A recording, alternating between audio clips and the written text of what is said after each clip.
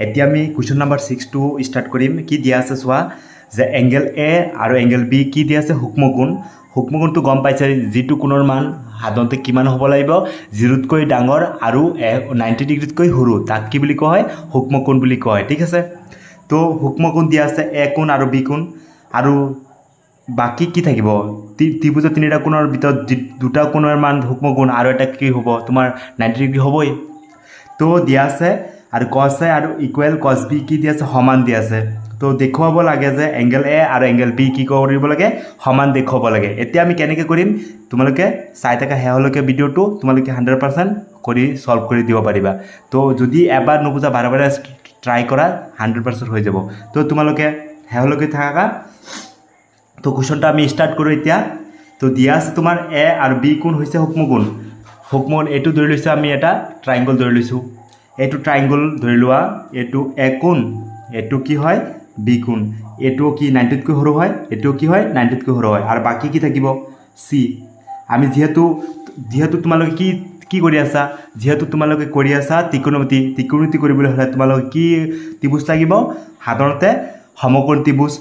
দুটা কোণৰ মান যদি তোমালোকে সূক্ষ্মকোণ দিয়া আছে 90তকৈ সৰু দিয়া আছে আৰু 3 নম্বৰ কোণটো সাধাৰণতে কি হ'ব 90 ডিগ্ৰী। তো 90ৰ উল্টা তাক কি বুলি কোৱা হয় হাইপোটেনাছ, আৰু বাকী পিছত আমি ডিচাইড কৰিম। এতিয়া চোৱা তোমালোকে দিয়া আছে কি, এতিয়া দিয়া আছে তোমালোকৰ দিয়া আছে কছ এ ইকুৱেল কছ বি। তো আমাৰ এটা গিভেন দিয়া আছে, তো দিয়া আছে আমাৰ কছ এ আৰু কছ বি, তেন্তে দেখুৱাব লাগে এংগেল এ আৰু এংগেল বি ওলাব লাগে। এংগেল এ আৰু এংগেল বি কি দেখুৱাব লাগে এই দুটা কোণ সমান দেখুৱাব লাগে। আমি কেনেকৈ দেখুৱাম প্ৰথমতে তোমালোকে কি কৰা ত্ৰিকোণমিতি অনুপাতকেইটা প্ৰথমে ওলাই লোৱা। তো কি আছে তো চোৱা দিয়া আছে তোমালোকৰ সলিউশ্যন 6 নম্বৰ সলিউশ্যন দিয়া আছে কছ এ ইকুৱেল কছ বি, এইটো আমাৰ দিয়া আছে গিভেন দিয়া আছে। এতিয়া প্ৰথমে এইটো হ'ল আমাৰ গিভেন দিয়া আছে যে প্ৰমাণ কৰিব লাগে কি প্ৰমাণ কৰিব লাগে এংগেল এ কোণ ইকুৱেল এংগেল বি কোণ, এইটো আমাৰ দেখুৱাব লাগে। এতিয়া আমি কেনেকৈ দেখুৱাম, তো প্ৰথমে তোমালোকে কি কৰিবা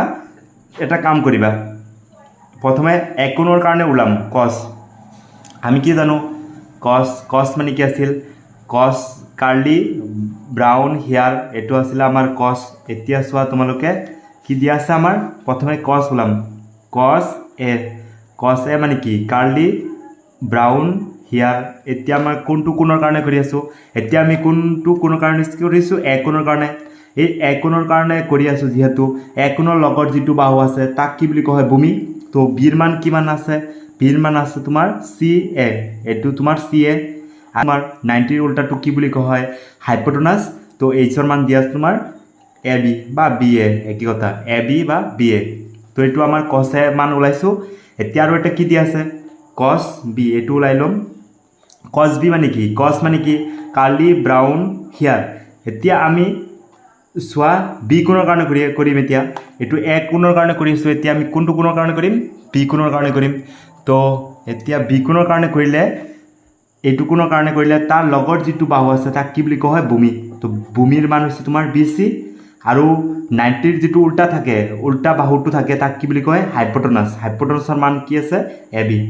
তো এইখিনি আমি প্ৰথমে ওলাই ল'ম। এতিয়া চোৱা তোমালোকে গিভেন এতিয়া নাও সলিউশ্যন কৰা। যিহেতু দিয়া আছে কছ এ ইকুৱেল কছ বি, ইয়াত মানকেইটা বহাই দিয়া। ইয়াত মানকেইটা কি আছিলে কছ এ মানে কি কছ এ মানে হৈছে তোমাৰ চি এ বা এ চি, একে কথা এ চি বাই এ বি, আৰু এইটো দিয়া আছে কছ বিৰ মান দিয়া আছে B C by A B. এতিয়া চোৱা কি দিয়া আছে দুয়োফালে চোৱা, দুয়োফালে কি আছে এ বি আৰু এ বি আছে, দুয়োফালে সমান সমান আছে। এই দুটা কি হ'ব মনে মনে সমান সমান আছে, তো দুয়োফালে কেঞ্চেল হৈ যাব। এতিয়া আমাৰ পাই গৈছোঁ কি এ চি ইকুৱেল বি চি। এতিয়া চোৱা তোমালোকে এইটো ত্ৰিভুজৰ ফ'ল' কৰা। এই ত্ৰিভুজটো চোৱা কি দিয়া আছে এ চি মানে এইটো বাহু এ চি, আৰু এটা কি দিয়া আছে বি চি। এ চিৰ সমান সমান কি দিয়া আছে বি চি, এ চিৰ সমান সমান কি দিয়া আছে বি চি। এইটো দিয়া আছে এ চি এইখিনি, আৰু এইখিনি দিয়া আছে কি সমান, মানে এ চি সমান সমান কি আছে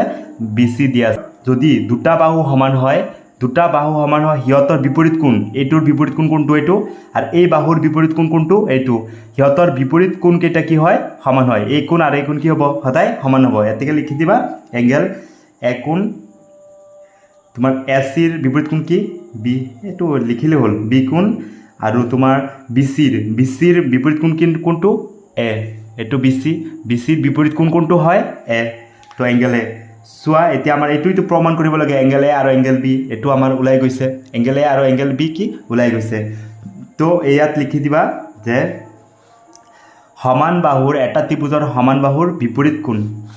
লিখা সমান বাহুৰ বিপৰীত কোণ এইটো হৈ আছিলে সলভ এতিয়া কুৱেশ্যন নাম্বাৰ 7 কি কৈছে চোৱা 7 কৈছে cot থিটাৰ মান দিয়া আছে অনুপাত দিয়া আছে এইটো ইউজ কৰি পেলাই আমাৰ এই দুটাৰ মান কি কৰিব লাগে সমাধান কৰিব লাগে এতিয়া মান কেনেকৈ সমাধান কৰিম তো এই দুটা সমাধান কৰিব হলে প্ৰথমে তোমালোকে কি কৰিব লাগে এটা তোমালোকে সমকোণী ত্ৰিভুজ বনাব লাগিব আৰু সেই সমকোণী ত্ৰিভুজৰ তিনিটা কি জানিব লাগিব যে ভূমি জানিব লাগিব লম্ব জানিব লাগিব আৰু তোমালোকে অতিভুজ জানিব লাগিব তেতিয়াহে তোমালোকে এইকেইটাৰ মান ওলাব পাৰিবা ঠিক আছে তো প্ৰথমতে তোমালোকে ষ্টাৰ্ট কৰা এইখিনি সলভ কৰি পেলাই এইখিনি কৰিম ঠিক আছে প্ৰথমে এইখিনিৰ পৰা আমি মানকেইটা ওলাই লওঁ সো চোৱা তোমালোকে দিয়া আছে cot থিটা তো cot থিটা মানে কি হয় cot থিটা তো দিয়া আছে cot থিটা ইকুৱেল 7/8 দিয়া আছে আমাৰ এইটো তোমাৰ অনুপাত দিয়া আছে কটৰ মান দিয়া আছে আমি ওলাব লাগে এইখিনি এইটো এনসাৰ আৰু এইটো এনসাৰ ওলাব লাগে প্ৰথমে আমি ইয়াৰ সমাধান কেইটা ওলাই লওঁ তো cot থিটা দিয়া আছে গিভেন এইটো দিয়া আছে সো আমি প্ৰথমতে তিনিটা বস্তু ওলাব লাগিব এইটো তোমালোকে কৰি আছে বাৰে তো এইটো থিটা ধৰা এইটো কোণৰ মান এইটো থিটা ধৰিলে চোৱা এইটো কি হ'ব 90ৰ উল্টা যিটো ফালে থাকে বাহুটো অতিভুজ এইটো এইচ বুলি কোৱা হয় আৰু থিটাৰ লগৰটো কি বুলি কোৱা হয় থিটাৰ লগৰ যিটো বাহু আছে তাক কি বুলি কোৱা ভূমি আৰু এইটো কোণৰ কাৰণে কৰি আছো এইটো বিপৰীত ফালে যিটো বাহু আছে তাক কি বুলি কোৱা হয় লম্ব এইখিনিতো তোমালোকে গম পাইছাই তো ফাৰ্ষ্ট অফ অল তোমালোকে কি কৰিবা আমি এইটো কটৰ মান কৰিব হলে আমাৰ কাৰ মান জানিব লাগিব tan ৰ মান আমি কি জানো tan থিটা ইকুৱেল কি tan ইনটু পাৰ্মানেন্টলি ব্লেক এইটো পাইছিলো যে tan মানে কি tan ইনটু পাৰ্মানেন্টলি ব্লেক তোমালোকে জুনে ফাৰ্ষ্ট যেটো আমাৰ ইন্ট্ৰোডাকশন আছে ত্ৰিকোণমিতিৰ ইন্ট্ৰোডাকশন জুনে দেখা নাই হিয়তে ওপৰত আছে তোমালোকে চাই লবা ঠিক আছে এইখিনি যদি ভালকে বুজি লোৱা তেতিয়া তোমালোকে এইখিনি একেবাৰে সহজ হৈ যাব ফাৰ্ষ্টৰ পৰা তোমালোকে চাবা একেবাৰে সহজ হৈ যাব tan ৰ মান যদি p/b হয় tan ইনটু পাৰ্মানেন্টলি ব্লেক হয় তেতিয়া cot মানে কি cot থিটা মানে হৈছে tan ৰ উল্টা ইয়াৰ মান p/b হলে ইয়াৰ মান হ'ব তোমাৰ b/p এইখিনি b/p কি কৰিবা তোমাৰ চোৱা tan ৰ মান যদি p/b হয় cot ৰ মান কি হ'ব b/p সো তোমালোকে এইটো কথা মনত ৰাখিবা tan ৰ মান আৰু cot ৰ মান কি হয় ৰেচিপ্ৰকেল tan ৰ মান যদি p/b হয় cot ৰ মান কি হ'ব b/p তাৰ উল্টা হৈ যাব এইখিনি ইয়াত আমি কি কৰি দিম ইয়াতে পুট কৰি দিয়া cot মানে কি পাইছা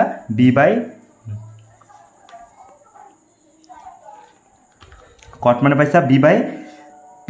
এতিয়া 7/8 লিখি দিয়া আৰু এটো কি ধৰিবা যেতিয়া তোমালোকে p এইবিলাক ভূমি আৰু লম্ববিলাক ধৰিছে তেতিয়া এটা k এটা কনস্ট্যান্ট ধৰিবা এটো ধৰি পেলাই কৰিবা ধৰি তো ইকুৱেশ্যন 1 দিয়া এতিয়া চোৱা b ৰ মান কিমান পাইছা 7k k টো কনস্ট্যান্ট ধৰিবা আৰু p ৰ মান কি পাইছা 8k এতিয়া চোৱা তোমালোকে কি পাই গৈছা যে b ৰ মান পাইছো 7k আৰু p ৰ মান পাইছো 8k এতিয়া আমাৰ বাকি কোনটো নাজানো s ৰ মান আমি কেনেকৈ কৰিম তো s ৰ মান তো তোমালোকে জানাই যেহেতু তোমালোকে এইটো ত্ৰিভুজ কি সমকোণী ত্ৰিভুজ তেতিয়া আমি কি সূত্ৰ ইউজ কৰিম পাইথাগোৰাছ থিওৰাম ইউজ কৰিম তো পাইথাগোৰাছ থিওৰাম মানে কি আছিল অতিভুজ স্কয়াৰ ভূমি স্কয়াৰ প্লাস লম্ব স্কয়াৰ এতিয়া মানকেইটা বহাই দিয়া ইয়াত লিখি দিবা পাইথাগোৰাছ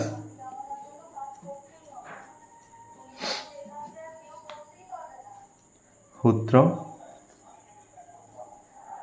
মতে ঠিক আছে এতিয়া চোৱা তোমালোকে b ৰ মান আছে 7k whole square plus p ৰ মান আছে 8k হোল স্কয়াৰ এতিয়া তোমালোকে কি কৰি দিবা বৰ্গ কৰি দিবা এতিয়া বৰ্গ কৰি দিলে কি হ'ব তো 7 স্কয়াৰ মানে কি মান 49k স্কয়াৰ প্লাস 8 স্কয়াৰ কি মান 8 স্কয়াৰ মানে 64 k ৰ ওপৰ স্কয়াৰ আছে k স্কয়াৰ ঠিক আছে এতিয়া চোৱা তোমালোকে এইটো এইখিনি 49 আৰু 64 এই দুটা যদি প্লাছ কৰিলে তোমালোকৰ হ'ব 113k স্কয়াৰ এইখিনি হ'ব তোমালোকৰ এই দুটা প্লাছ কৰিলে ঠিক আছে তো আমাৰ এতিয়া মানকেইটা ইয়াত বহাই দিয়া তো স্কয়াৰটো হেফালে গলে হ'ব তোমাৰ সাইড চেঞ্জ কৰিলে তোমালোকে ৰুট হৈ যাব ৰুট ওভাৰ 113k স্কয়াৰ এতিয়া চোৱা ৰুটৰ পৰা কি ওলাই যাব ৰুটৰ পৰা অনলি খালি k2 ওলাই যাব k2 কাৰণ কিয় ওলাব কাৰণ k2 হৈছে ডাবল আছে আৰু 113 মানে 113 তোমালোক কি দিয়া নাই ৰুট স্কয়াৰ দিয়া নাই সেই কাৰণে এটো কি থব ৰুটৰ ভিতৰত থাকি যাব কাৰণ এটাই আছে আৰু k2 বাহিৰত ওলাই যাব এতিয়া আমাৰ h ৰ মান পাই গৈছো এতিয়া h ৰ মান কিমান পাইছা h ৰ মান পাইছে ৰুট ওভাৰ 113k তো এইখিনি আমাৰ গুটেখিনি পাই গৈছো এতিয়া আমাৰ b ৰ মান পাইছো p ৰ মান পাইছো আৰু h ৰ মান পাইছো এই থিটাৰ কাৰণে এই টুকুনৰ কাৰণে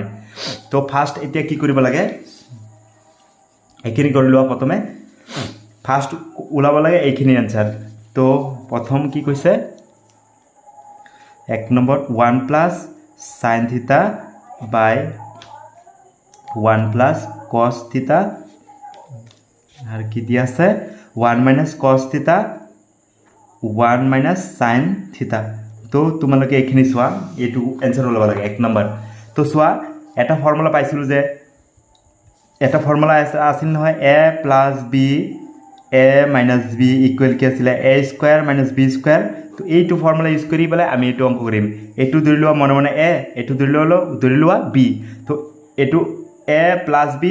a minus b a কেটা সেম আছে b কেটা সেম আছে মানে চোৱা খালি অনলি প্লাস আৰু মাইনাস আছে তো আমি কি সূত্র আছিল a square minus b square এর ঠাইত কি লিখিম 1 square আৰু minus to minus আৰু b square b ঠাইত কি লিখিম cos square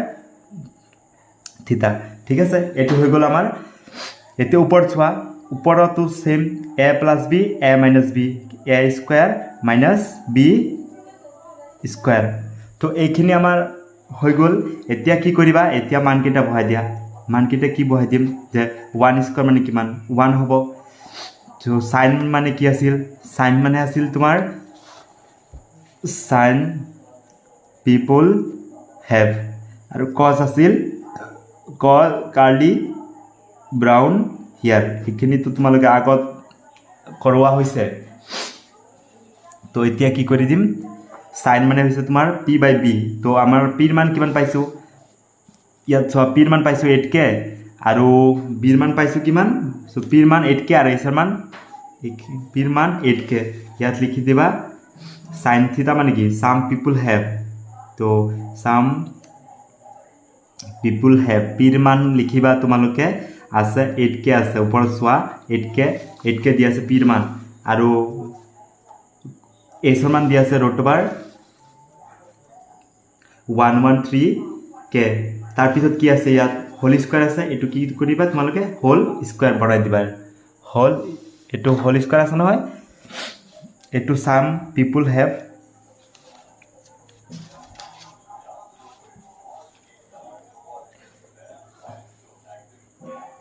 সো তোমালোকে সোৱা sin থিটা মানে কি আছে sin থিটা মানে sin